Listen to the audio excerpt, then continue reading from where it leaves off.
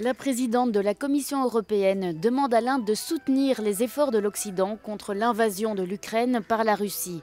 Ursula von der Leyen était en Inde en tant qu'invitée d'honneur de la conférence phare du gouvernement en matière de politique étrangère, le dialogue de Raisina. En plus de promouvoir une meilleure coopération entre Bruxelles et New Delhi, elle a profité de cette occasion pour demander le soutien du pays d'Asie du Sud dans le conflit ukrainien.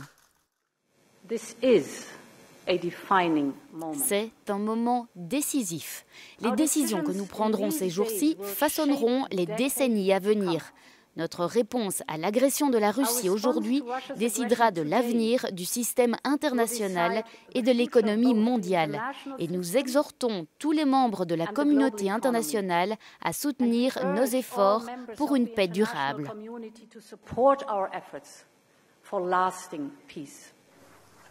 Mais il faudra plus que des mots pour convaincre l'Inde de changer de cap, car elle a jusqu'à présent été réticente à soutenir les sanctions occidentales contre Moscou.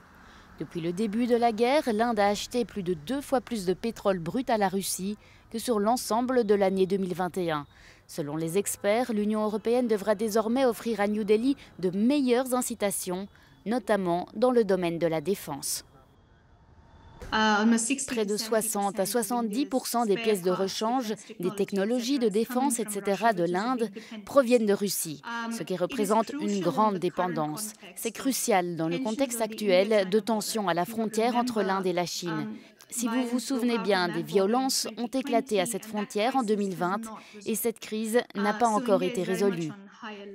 Au-delà de la guerre en Ukraine, Ursula von der Leyen affirme que l'Union européenne et l'Inde vont collaborer plus étroitement dans la lutte contre le changement climatique. Les deux pays ont également convenu de relancer les négociations sur un accord de libre-échange et de créer un conseil conjoint sur le commerce et la technologie.